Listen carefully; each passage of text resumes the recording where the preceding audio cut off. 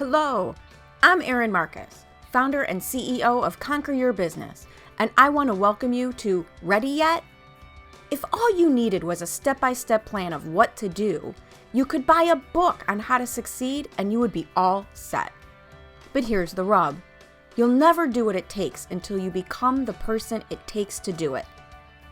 The Ready Yet podcast is dedicated to those who are ready to become the person who succeeds, ready to become the person who steps into more, and ready to become the best version of themselves. In the I'm Ready interview series, join me for inspiring conversations with people who figured out who they needed to be in order to achieve their dreams, and were brave enough to be that person. Hello, Erin Marcus here, and welcome to another episode of Ready Yet, the podcast where we talk about what it takes to become the person you need to be to get to where you want to go.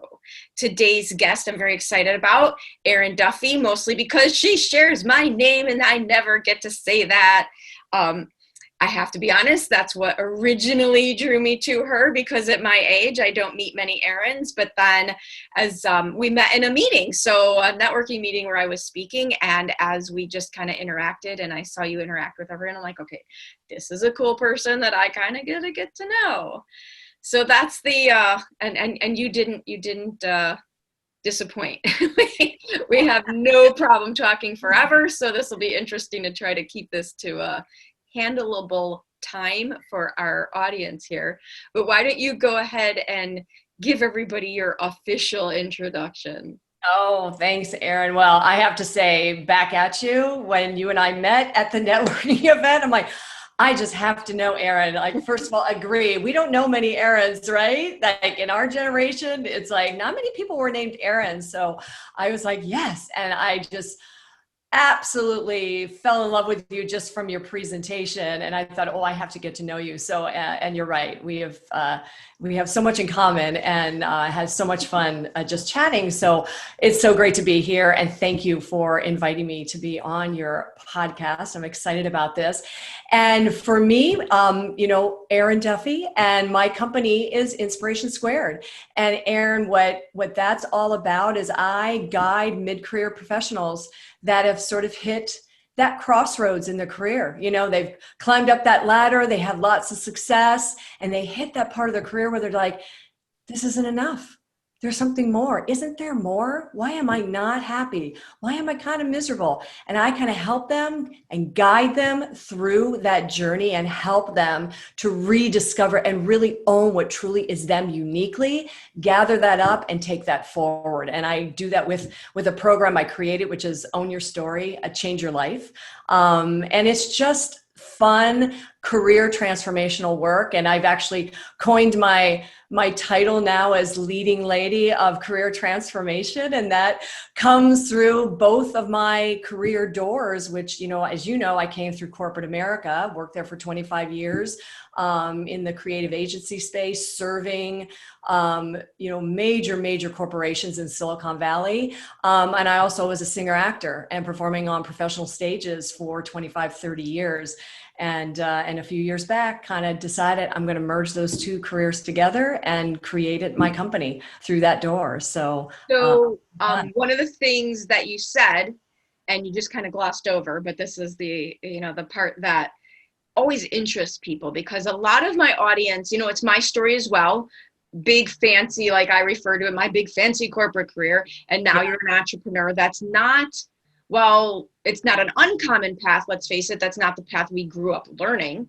Mm-hmm. So how did you, what did you have to do to go from corporate achievement to entrepreneur? I've got my own shingle out there, because it was different. It's not what you used to do. Same thing. This isn't what I did in my corporate career. So it's not like I just opened my own business as a version of what I was already doing. You right. Switch directions. So tell us about how that happens and what you had to do to kind of embrace it.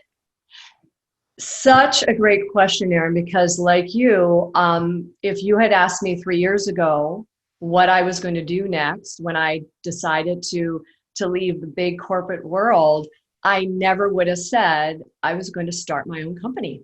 I really did not leave that way. However, I did have some insight to it, I think, from a soul level, because when I did leave my company after 25 years, one thing I did do was I didn't want to leave. You know how when we leave corporate America, we want to keep our connections. So we'll send that message out and, hey, if you want to stay in touch, here's my personal email address. And I made this decision to say, well, I don't want to give my personal email address. And I know kind of what I want to do when I move forward, what I want to take moving forward. I made these decisions that I didn't know what I was going to do next, but what I did know is that I wanted to take all of my experience, all my talent, all my passion, all my skills, and do something where I felt I was going to make a difference. Now, my hope, Erin, at that time was that I'm going to find a job someplace in the world, in probably corporate America, where I could be all of myself and kind of check the stuff that didn't really fill me up at the door. That was my hope. But when I did leave my company, I actually came up with the name Inspiration Squared before I left corporate America. Okay, I was going to ask about that because it's one thing to leave a job before, this is the other thing we were all taught. You don't let go of one branch until you're holding on to the next. So don't leave your job if you don't already have a job. So Right. You didn't do that. Right. And it is something that a lot of my clients and people I talk to, it is okay to build your personal business as a side hustle, so to speak, while you're still using your day job to pay the bills. Right. But you didn't do any of that. You jumped off the cliff. You jumped off a bigger cliff than a lot of the people I know. Yeah. How is that not like the scariest thing in the world? You're exactly right. It was scary. And I have to say, the first time in my life that I actually did anything like that, I had a wonderful package when I left. I was a senior leader in the company, knew that was there. When I made the decision to leave, it was like, okay, let's do this. So I fortunately had that sort of package that gave me that. Now, prior to that, Erin, I had never not worked since I was 16. I had always had a job. I never really got laid off. So I never knew what it was like to not work. I always was working. So it was scary. That piece was scary at first. Like, what do I do with what do I don't know what to do, and so that was scary, but in the back of my mind, I thought, I'm going to take this time to figure out what is it that I love doing and what is it that I don't want to ever do again. And I did spend 3 months doing that research and doing that, digging into my heart, my soul, my brain, like, gosh, what really fills you up? And what are the skills? What is it, the stuff that makes me unique? And what is it that just fills me up? And really identifying all of that. And I spent 3 months, and I was playing and having fun too. Right. Well, and that's also something that's really interesting because, and I don't think I'm alone in this, I was always just intrigued by people who say they've always known what they wanted to do, because I don't know that I've ever known what I wanted to do. I was in my mid-40s before I figured out what I wanted to do, because I got a job, I did a good job, and that would lead to either a promotion or the next job, which is completely different than sitting down and deciding, what do I want to do? Right. Exactly. You and I have such similar stories, because I was the same way. I mean, I fell into my job when I graduated from college. I graduated during a really difficult economic time. Yes, and it was good. Like, I need a job. And started as a temp because no one was hiring. Yes. War at Hewlett Packard, loved it. And then where did you temp? I have to ask, where did you temp? Where did you get assigned? The first place I got assigned was Shearson Lehman Brothers. Oh, nice. Remember that? And what was so hilarious, and here I am, this 22-year-old coming out of college, going into Shearson Lehman Brothers, working for the two top brokers in that office. And what was hilarious, Erin, is within a month, those two thought I was just so dynamite that like, we want you to get on the training program to become a broker. And I'm like, you don't want me handling anybody's money. Oh my God. Every time we talk, we have like more and more similarities. I ended up as a temp because that's what you did. You temped. I don't even know if that exists anymore. I don't either. I know. I don't know. But you would sign on with a temp agency while you were looking for a job. That was like what we did in the late 80s, early 90s. So I was assigned to Van Kampen Merritt, which is another big fund manager, right? And I was helping this consultant do variation reporting. So I have a journalism degree, right? What am I doing? And I am helping this consultant run historical variation reports on stocks and funds as a way to check data as they went, ready, we're going to age ourselves, as they moved from microfiche to digital data. And it was the same thing where he's like, oh my God, you need to stay. And I'm going, no. You're like, no, I can't do this. No. And what was interesting, Erin, and I wonder if you had that same issue. You're working for a good corporation at that time, right? And my parents were like, well, you need to consider this opportunity. This is a great opportunity for you. And here me, theater major, television film major. This is not what I signed up for. I came back to Silicon Valley to hopefully get into like the corporate video of some major corporation. And, but they're like, it was the practical thing, and gosh, like that in your 20s. It's like, I got to be practical, And I got to ask you then, because this is something I think that's really different with our generation versus people who are younger. I won't say there was none, but awareness of entrepreneurial opportunity was slim. Oh my So goodness. When you leave corporate, even if you didn't intend to start your own business, but when you begin your own company and say, this is what I want to do, and I've decided what it looks like, and I decided what it's going to be, you're going against generations of stories. So to break through that, now I see in younger people are just much more entrepreneurial than we ever were. It's inherent. It's seen as an option from day one. And so what comes up? I mean, I know what my battles have been. What is that self-talk in your head telling you you're a crazy person, that people don't do this? Oh, yes. And there's been plenty of that, because when I made that decision, July of 2017, left corporate, named my company, but the whole intent was I'm going to go back to work. But inspiration was square, was Erin. This is how I'm going to show up in the world. I am going to be, that authentic, person that's going to bring all of my talent, skills, passion to my next job, to the world. But it was going to be through some corporate door, right? But then that shifted. And in early 2018, I made the decision that I just knew something was going to be different. And I know I shared it with you. I had lost my father at the end of 2017. Yes. And that, Erin, was a massive shift that I could never have anticipated. But what it did for me is it was this sense of like, we lost him unexpectedly. And I had lost my mom many, many years ago. And so at this point, there was I was parentless.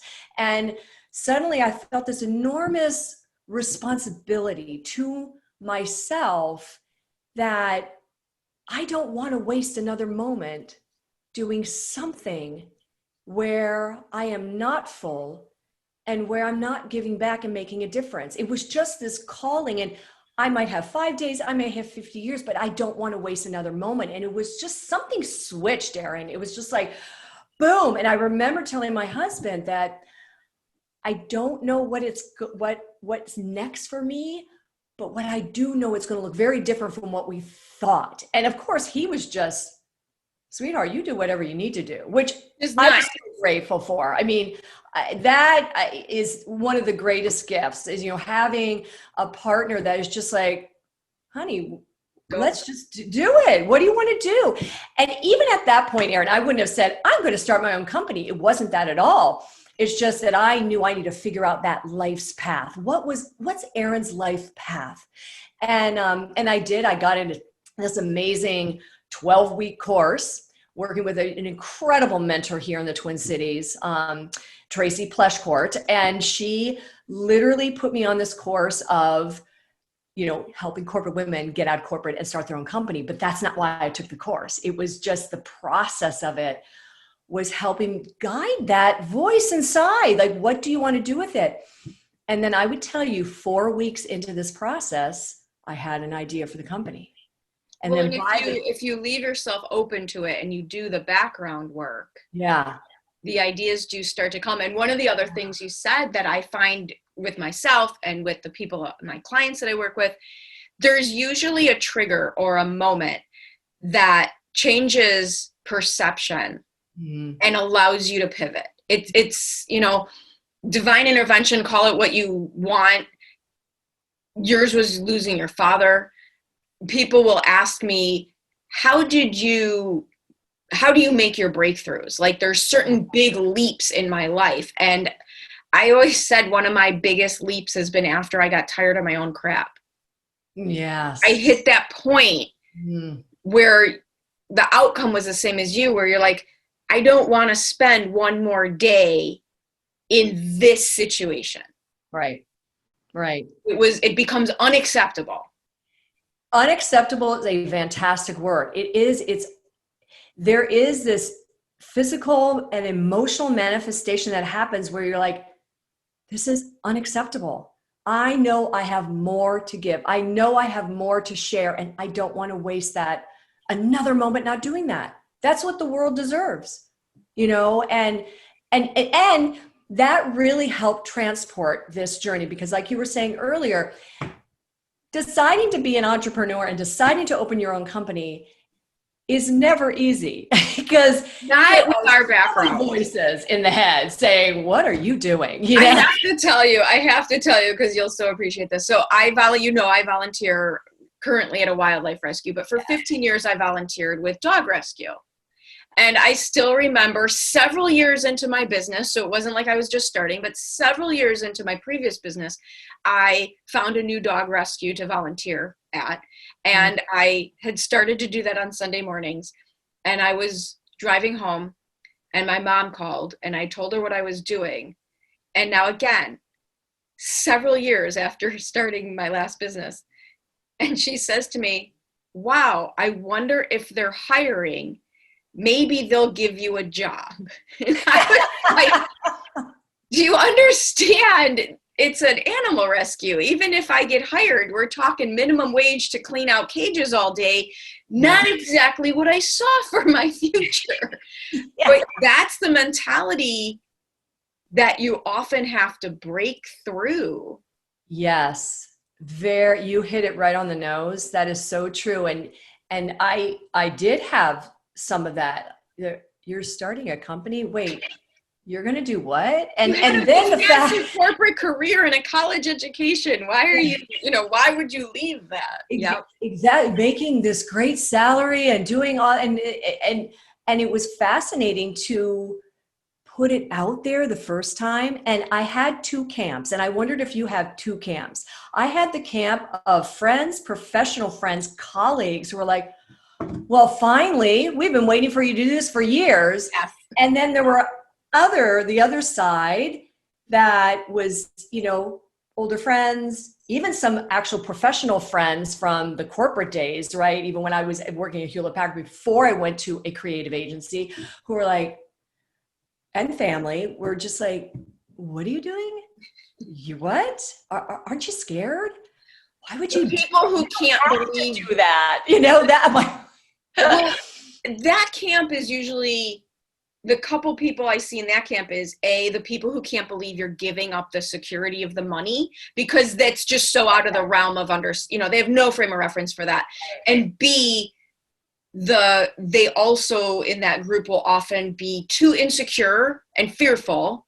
Exactly. Put yourself out there in that big of a way, which I mean, both of those things completely understandable. Yeah, exactly. And you as an entrepreneur have to listen to both and stay as focused on your mission as possible, because those voices, even now 2.5 years in, you still have both camps.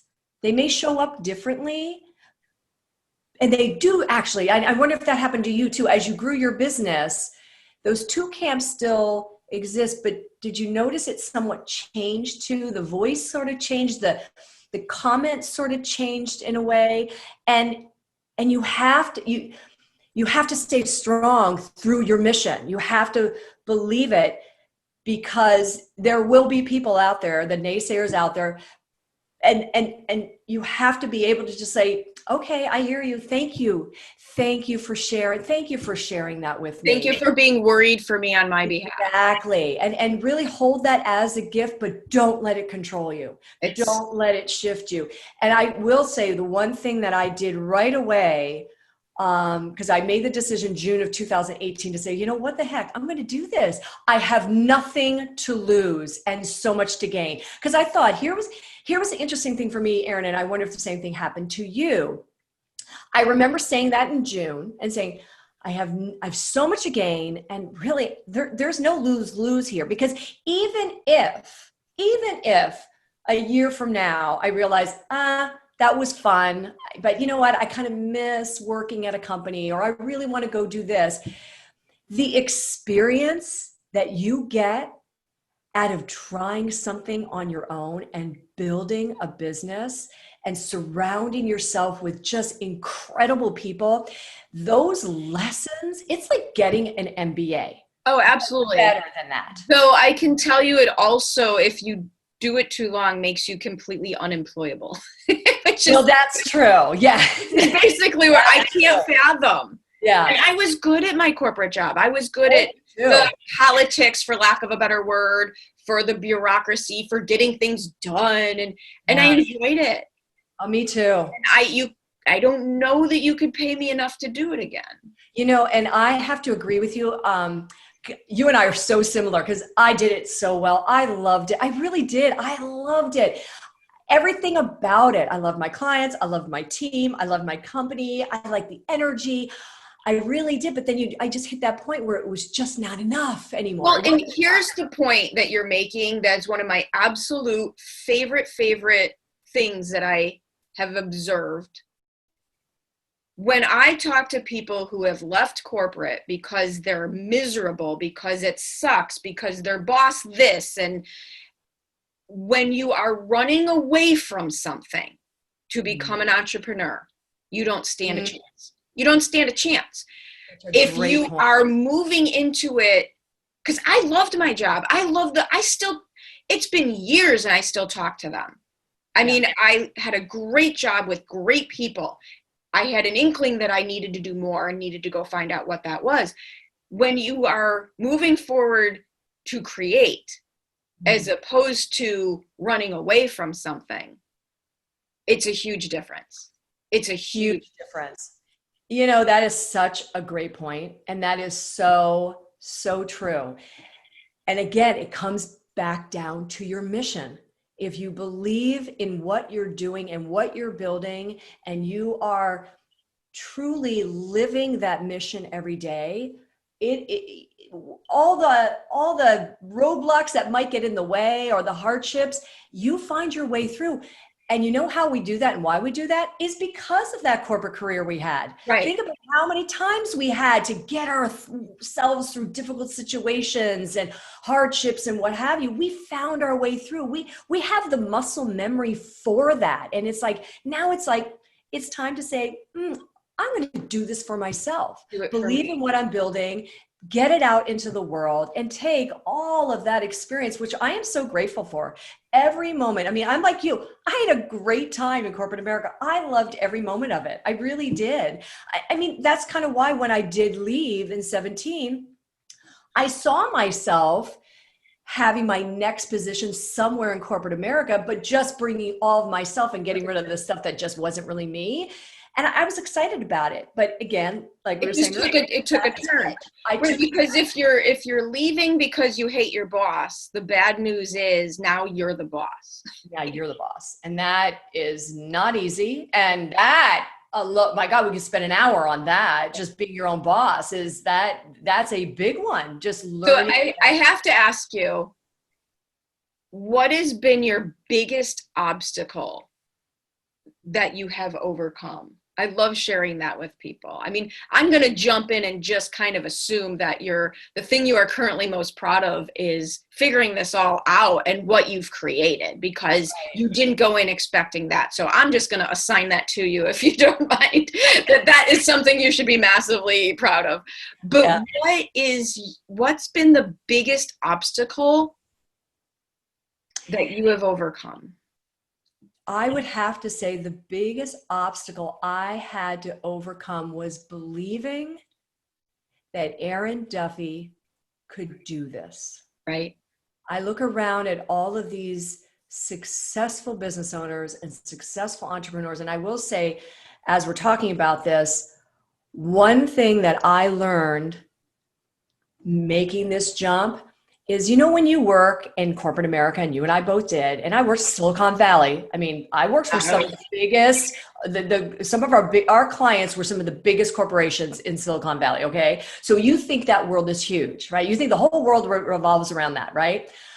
Erin, what I discovered after making this decision in 2018 to do my own company, my world has gotten so much bigger, yes, and brighter and rich, with just the most incredible people and the most incredible experiences that I never, ever experienced when I was at the agency and when I was working for all these major corporations. And I realized, holy cow, as entrepreneurs, our worlds become this just rich fabric of experiences and people. I mean, I have met the most extraordinary people globally. Right. Because I decided to do this, just because I surround myself with these amazing entrepreneurs that have built these incredible businesses. And I have to say this, the smartest thing I did, and I'll tell you why. Going back to what was my biggest obstacle? Me, believing me. I grew up in a family where, the girls were, they were supposed to be taken care of, if you're going to be successful, your husband's going to be more successful than you, kind of thing. And well, I defied that the whole way through. Right. But even doing this, I was looked at, you're going to build your own company, and still there's like, oh, is this like a hobby? No. Right. Look at Erin. She's so cute. She's making a company. Yeah. Like what? She created her own program from nothing. And it's like, really? Did you? Wow. How did you do that? So because of that, I had to learn to believe in myself. I have so many friends, colleagues, mentors that so believe in me and can't say enough about you. What you're doing is incredible. I'm so glad you're doing what you're doing. And you have all those people around you, but it's me believing, yes, you're doing this. And yes, you can be successful. I can build a successful business. I had to believe that. I have to believe that. And I think for every entrepreneur, especially ones like us coming out of corporate America, that I think is one of the biggest hurdles to overcome. If you have any of those voices in your head or surrounding you where it's like, oh, really? You're doing that? But it is about believing myself. And I credit my father for this. And I do truly believe my father and my mom, but truly my father has guided this journey, because ultimately my dad was an entrepreneur. Now, my dad helped start a couple of companies in Silicon Valley and again, bigger companies, right? But my dad always had that spirit of trying something new, and doing something new. And I watched him struggle. I watched him start like 1, 2 company and one failed, one did it, and then boom, the third one was an ultimate success. But he always had that entrepreneurial spirit in him. And I really do credit him. And I have to be really honest with you, because I'm a very spiritual person. Through that whole journey, especially that first year in 2018, I really felt the loving arms of my father around me. Every day there was like, God, should I do this? Should I not? And I always felt like there was always some sign saying, yeah, you need to keep going. Because he said, always live your dream. Always live your dream. Well, seriously, how do we end on a better note than that? Exactly, right? Everybody should always live your dream. Always live your dream. Well, thank you really so much for being so open about your story and your experiences. As we know, they're not only our stories, there is a lot of people's stories. So hopefully we can inspire some people that it's worth it.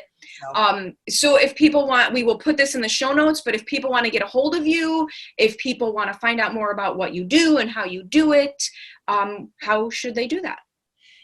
Definitely go to my website, which is Inspiration Squared, and Inspiration Squared is inspiration and squared is SQRD.com.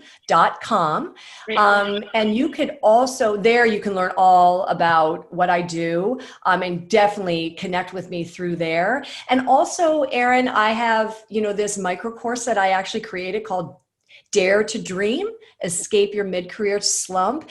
And, if anybody's listening to this, I just love to offer that to them. It's, a 20-minute mini course that really kind of walks through 3 steps to get you through that slump. And it's, www.escapetheslump.com. Oh, gotta love that. Escape the slump. Yeah. That's my new thing. If I think of something brilliant, my next step is GoDaddy. Exactly, right? Thank God for GoDaddy. EscapeTheSlump.com. Love it, love it, love it. Again, thank you so much for joining me. Thank you, Erin. This is really fun. I really enjoyed the conversation. Very, very inspiring. Thank you. Thanks. Thank you so much for joining me on the Ready Yet podcast. I get so motivated by the amazing accomplishments of the remarkable people I meet, and I'm excited to be able to share some of their stories with you. You can find more episodes of Ready Yet at your favorite source for podcasts or at conqueryourbusiness.com. And if you've already decided that you are ready to become the person you need to be to achieve your big goals, feel free to reach out to find out how I can support you in your efforts. Or check out the Work with Erin page on the Conquer Your Business website. I also invite you to share this podcast with anyone you know who loves to learn and be inspired. And if you're so inclined, I'd be absolutely grateful for any reviews you'd like to share as well. Thanks again for joining me. This has been Erin Marcus, hopefully inspiring and helping you to go conquer your big dreams.